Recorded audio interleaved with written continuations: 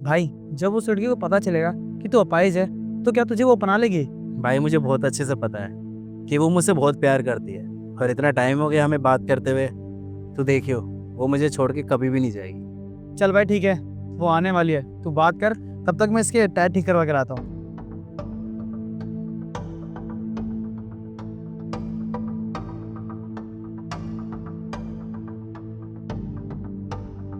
Hello Dharmendra. क्या हुआ धर्मेंद्र, तुम गले मिलने के लिए उठे भी नहीं? परेशान हो क्या किसी बात से? नहीं नहीं ज्योति, मेरा कोई मूड ऑफ नहीं है। बस मैं तुमसे एक बात पूछना चाहता हूँ। जिस तरीके से मैं तुमसे प्यार करता हूँ, क्या तुम भी मुझसे सच में प्यार करती हो? यार मैं तुमसे बहुत प्यार करती हूँ, ये भी कोई पूछने वाली बात है? और तब भी तुम्हें तुमसे यहाँ मिलने आई हो। सिर्फ कहने के लिए प्यार नहीं चाहिए, मुझे एक ऐसी लड़की चाहिए जो मेरे हर हालात में मेरे से प्यार करे। धर्मेंद्र, मैं तुम्हारी जिंदगी के हर एक मोड़ पे साथ खड़ी रहूंगी, पर तुम मुझे बताओ तो हुआ क्या है? तो ठीक है ज्योति, सुनो सच क्या है।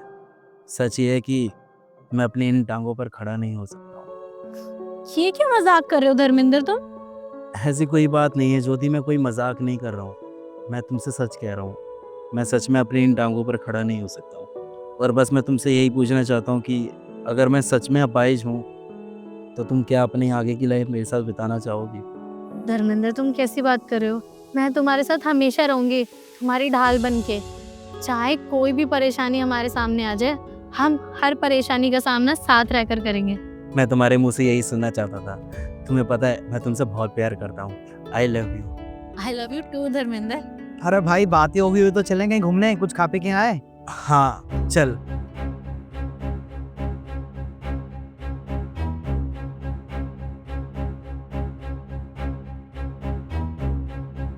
ये क्या मजाक है धर्मेंद्र, तुम सच में अपाहिज हो? हाँ ज्योति, अभी थोड़ी देर पहले तो तुम्हें मैंने बताया था कि मैं सच में नहीं चल सकता। मुझे लगा तुम मेरे साथ मजाक कर रहे हो। मेरी तो मत ही मारी गई थी जो मैंने तुम जैसे इंसान से प्यार कर लिया। और तुम अपाहिज हो, तुमने ये बात मुझे पहले क्यों नहीं बताई? धोखेबाज कहीं के, तूने मुझे धोखा दिया है। तुझे शर्म नहीं आई एक लड़की को धोखा देते हुए? मैंने तो सोचा था कि तू स्मार्ट है, गुड लुकिंग दिखता है, तो तेरे साथ पूरी जिंदगी स्पेंड कर लूंगी, लेकिन नहीं। और तू तो एक लंगड़ा है, धोखेबाज कहीं का। मुझे तो लगता था तेरे पास बहुत पैसा है और तेरे साथ मैं रहूंगी तो मेरी लाइफ लग्जरी हो जाएगी, लेकिन नहीं, तू तो एक अपाहिज है। और हाँ, एक बात ना कान खोल कर सुन ले, मुझे कांटेक्ट करने की कोशिश मत करियो, ना ही मुझे कॉल करियो, समझ गया? धोखेबाज कहीं का। देखा भाई, मैंने तुझसे कहा था ना, जब इस लड़की को ये पता चलेगा कि तू अपाहिज है तो वो तेरे को छोड़कर चली जाएगी। मुझे पता था यार कि वो लड़की मेरे को छोड़ के चली जाएगी जब उसको पता चलेगा कि मैं एक लंगड़ा हूँ। यार वैसे कोई भी लड़की ये नहीं चाहेगी कि उसका होने वाला पति अपाहिज हो। और अगर देर से उसने बोला कि वो तुझसे प्यार करती है तो मुझे लगता है कि एक टेस्ट और लेना चाहिए उसका।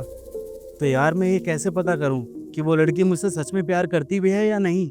वो सब चीज़ ना तू मेरे ऊपर छोड़ दे, वो मैं पता लगा लूँगा कि ये अच्छी लड़की है भी या नहीं। ठीक है यार, जैसा तेरे को सही लगता है तू वैसा कर। मैंने तो पता लगा लिया यार कि ये लड़की मुझसे तो प्यार नहीं करती है। जैसा तेरे को सही लगे तू वैसा कर। चल अब चलते हैं।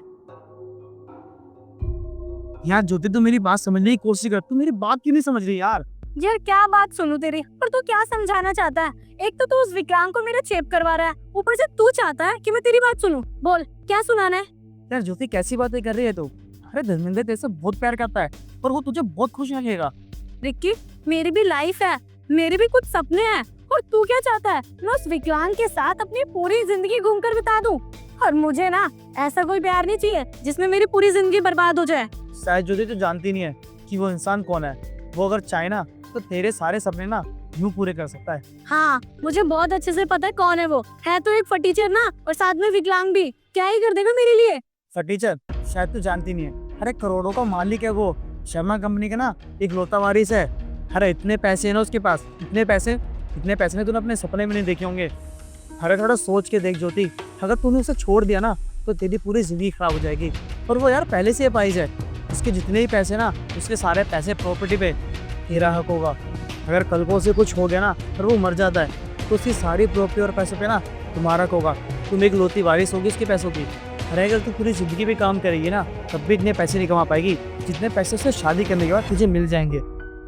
हाँ रिक्की, ये तो मैंने सोचा ही नहीं कि उसके मरने के बाद सारी प्रॉपर्टी तो मेरे नाम हो जाएगी।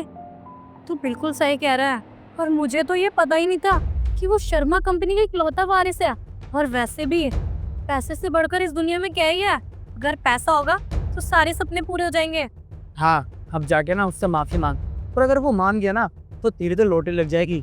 लेकिन हाँ ज्योति, उसमें से 10% ना मेरा भी होगा, वरना मैं उसको सब कुछ सच बता दूंगा कि तुम उसके पास पैसों के लिए गई हो। हाँ हाँ, तो उसकी टेंशन मत ले, मैं तुझे उसमें से 10% हिस्सा दे दूंगी। लेकिन हाँ, ये बात सिर्फ तेरे और मेरे बीच में रहनी चाहिए, किसी को पता नहीं चलना चाहिए इस बारे में। सही है यार, पैसे उसके और ऐश हम दोनों करेंगे। कह तो तू बिल्कुल सही रहा है।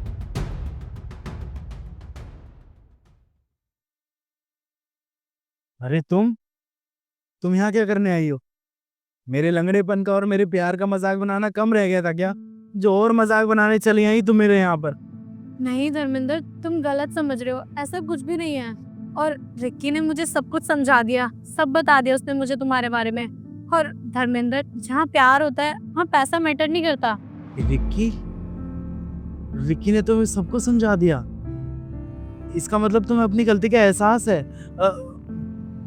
तो तुम सच में ज्योति मुझसे बहुत प्यार करती हो? तुम मुझसे शादी करोगी? हाँ धर्मेंद्र, मैं तुमसे बहुत प्यार करती हूँ और मैं हमेशा तुम्हारे साथ रहूंगी, तुम्हारे सपोर्ट सिस्टम बन के। सही कह रही हो ज्योति तुम। वैसे भी इस दुनिया में तुम्हारे अलावा मेरा है ही कौन? मैं तुमसे बहुत प्यार करता हूँ। मतलब तुम्हारे तो मम्मी पापा भाई भी है? माँ बाप तो मेरे कोई है ही नहीं। मैं तो बचपन से ही अनाथ हूँ। ना तो मेरा कोई भाई है और ना ही कोई बहन। बस जिन अंकल ने मुझे बचपन से लेके आज तक पाल पोस के इतना बड़ा किया, उन्हीं अंकल ने मेरे को ये फ्लैट दे रखा है रहने के लिए।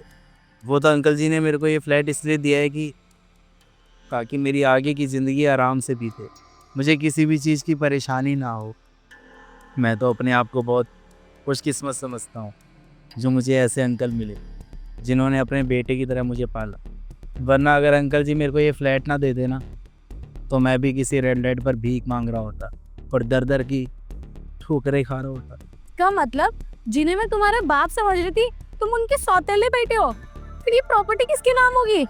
सौतेला तो बहुत दूर की बात है ज्योति, मैं तो उनकी औलाद ही नहीं। और जायज़ सी बात है, अगर अंकल जी की ये प्रॉपर्टी है तो उनके बच्चों की तो प्रॉपर्टी होगी ये। वैसे घबराने की कोई बात नहीं है, वो मेरे को इस घर से कभी नहीं निकालेंगे। वो भी तो मेरे छोटे भाई बहन की तरह है। और अंकल जी अगर मेरे को ये प्रॉपर्टी देना भी चाहेंगे ना तो मैं नहीं लूँगा, क्योंकि वैसे ही अंकल के बहुत एहसान है मेरे ऊपर। मैं उनके एहसान कभी नहीं चुका सकता। बाकी ज्योति, तुम्हें अपनी गलती का एहसास हो गया, मेरे लिए यही काफ़ी है। मुझे बहुत अच्छा लग रहा है कि जितना प्यार मैं तुमसे करता हूँ तुम भी मुझसे उतना ही करती हो। और रही प्रॉपर्टी की बात, तो प्रॉपर्टी का क्या है, हम दोनों एक साथ रहेंगे तो फ्यूचर में प्रॉपर्टी भी बना ही लेंगे। चुप करो धर्मेंद्र, मुझे नहीं रहना तुम्हारे साथ। और अब मुझे पता चला है तुम लंगड़े के साथ साथ कंगले भी हो। अरे मैं तुम्हारे साथ रहकर क्या करूंगी? ना तो तुम कमा सकते हो, ना ही अपने पैरों पे खड़े हो सकते हो। तुम दुनिया पर सिर्फ एक बोझ हो, बोझ। अभी तुम सिर्फ अपने परिवार वालों पर बोझ हो। अगर मैंने तुमसे शादी कर ली तो उसके बाद तुम मुझ पे बोझ बन जाओगे। मुझे तुम्हारे बारे में रिक्की ने ऐसा कुछ भी नहीं बताया। इसका मतलब रिक्की ने मेरे साथ धोखा किया। उसको तो मैं छोड़ूंगी नहीं। रिक्की ने तुम्हें ऐसा क्या समझाया? अभी तो रिक्की की तुम खुद ही तारीफ कर रही थी। अभी तो तुमने बोला कि पैसा कुछ भी नहीं होता, मैटर करता है प्यार, प्यार ही सब कुछ होता है। और अब अचानक से तुम कह रही हो कि तुम रिक्की को बताओगी। देखो ज्योति, मुझे घबराहट हो रही है, मुझे कुछ समझ में नहीं आ रहा। तुम कहना क्या चाहती हो, साफ साफ कहो ना। मुझे रिक्की ने ऐसा कुछ भी नहीं बताया। मुझे रिक्की ने बोला था कि तेरे पास बहुत सारी प्रॉपर्टी है और शादी के बाद उस प्रॉपर्टी में से 50-50 कर लेंगे हम। और इसीलिए पैसों की लालच में आके मैंने ये सब ड्रामा किया। लेकिन मुझे क्या पता था तू कंगला निकलेगा। बहुत खूब ज्योति, बहुत खूब। यही तो मैं जब से देखना चाहता था कि तुम मुझसे प्यार करते हो या फिर मेरी इस प्रॉपर्टी से। और देखो, तुम्हारी सारी सच्चाई मेरे सामने आ गई।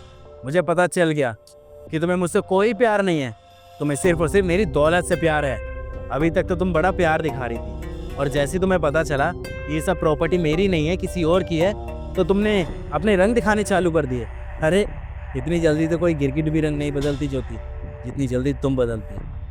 अरे तुम तो पल पल पे रंग बदलती हो। और हाँ, तुम्हारी जानकारी के लिए मैं एक बात और बता दूं कि ये जितनी भी प्रॉपर्टी है ना, ये सारी प्रॉपर्टी मेरी है। ना ही मैं कोई विकलांग हूँ और ना ही कोई गरीब। मेरे पास इतनी प्रॉपर्टी है कि मैं अपनी सारी ज़िंदगी अच्छी लाइफस्टाइल के साथ बिता सकूँ। लेकिन धर्मेंद्र, तुमने फिर ये सब ड्रामा किस लिए किया? क्योंकि ज्योति, मैं तुम्हें टेस्ट करना चाहता था। मैं ये देखना चाहता था कि तुम सच में किसी इंसान से प्यार कर भी सकते हो या फिर तुमने मेरी प्रोफाइल देखकर मुझसे प्यार किया है। क्योंकि जिस तरीके की तुमने मेरी प्रोफाइल देखी थी, उसमें तुम्हें साफ साफ कोठी, बंगला, घर, गाड़ी सब दिख रहा था। और ज्योति, रिलेशनशिप में ना सिर्फ पैसा ही नहीं देखा जाता, बल्कि देखी जाती है तो इंसान की इंसानियत और प्यार। पैसे का क्या ही है यार, पैसा आज है कल नहीं है, इंसान फिर कमा लेगा। लेकिन पार्टनर ऐसा होना चाहिए जो इंसान का आखिरी वक्त तक उसका साथ दे। और वहीं अगर पार्टनर सपोर्ट सिस्टम बन के साथ देना तो ज़िंदगी संवर जाती है। और वहीं अगर पार्टनर तुम्हें गलत मिल जाए तो सारी की सारी ज़िंदगी खराब भी हो सकती है। और अब मुझे पता चल चुका है ज्योति कि तुम्हें सिर्फ और सिर्फ पैसों से प्यार है। तुम्हें सिर्फ पैसा चाहिए अपनी लाइफ में और कुछ नहीं। तुम्हारे लिए और कुछ भी मैटर नहीं करता है। और मुझे बहुत अच्छे से पता चल गया कि तुम मेरे टाइप की तो लड़की बिल्कुल भी नहीं। इसलिए मैं तुमसे बहुत इज्जत से बोल रहा हूँ कि अभी की अभी जाओ यहाँ से। नहीं नहीं धर्मेंद्र, ऐसा कुछ नहीं है। मैं सिर्फ तुमसे ही प्यार करती हूँ, और जो सब कुछ भी मैंने बोला ना, वो सिर्फ एक मजाक था। ज्योति, मैं कोई दूध पीता हुआ बच्चा नहीं हूँ जो तुम्हारी बातें नहीं समझूंगा। जो तुमने किया ना, ये कोई मजाक नहीं था, सब कुछ सच सच था। अब बेहतर यही होगा कि तुम यहाँ से चली जाओ, क्योंकि जो अब तुम कर रही हो ना, इसे मजाक कहते हैं। और मैं तुम्हें फिर से बता दूँ, मुझे इस तरीके का मजाक बिल्कुल भी पसंद नहीं है। प्लीज़ जा सकती हो तुम यहाँ से। लेकिन धर्मेंद्र, मेरी बात तो सुनो। अरे मैंने तुम्हें बोला ना, जाओ यहाँ से। क्यों अपना और मेरा टाइम वेस्ट कर रही हो? तुम्हारे टाइम की कोई वैल्यू नहीं होगी, लेकिन मेरे टाइम की वैल्यू है। तो इसलिए अभी की अभी मेरे घर से निकल जाओ।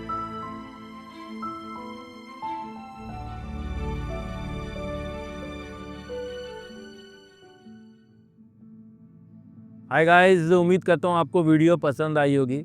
और हम ये नहीं कहते हैं कि हमारी वीडियो जो है वो 100% एक क्या कहते हैं रियलिस्टिक कंटेंट है। नहीं, इसमें ड्रामा भी है, ताकि आप लोग थोड़ा एंगेज हो सके, आपको थोड़ा क्या नाम है, आप कनेक्ट कर सकें, क्योंकि ड्रामा बहुत ज़रूरी होता है। और जब तक ड्रामेटाइज ना की जाए चीज़ें, तो उस चीज़ों में ज़्यादा इंटरेस्ट नहीं आता है। और बाकी हमारी कोशिश यही रहती है कि हमारे जो वीडियो का मैसेज है वो प्योर रहना चाहिए। वो आप लोगों तक पहुंचना बहुत ज़रूरी है। और उसके बाद उसको वहां आपको रोकना नहीं है, उसको आगे शेयर करना है। कम से कम एक व्यक्ति तक तो आप ज़रूर शेयर करें। और सबसे बड़े दुख की बात यह है कि आप लोग अभी भी हमारे पेज और चैनल के साथ में नहीं जुड़े हैं। तो अगर नहीं जुड़े हैं तो जुड़ जाइए यार। और हम दिल्ली में बैठ के इस वीडियो को बना रहे हैं, आप कहाँ बैठ के इस वीडियो को देख रहे हैं, ज़रूर कमेंट्स में बताना और अपना फीडबैक ज़रूर देना। मिलते हैं, bye bye, take care, love you.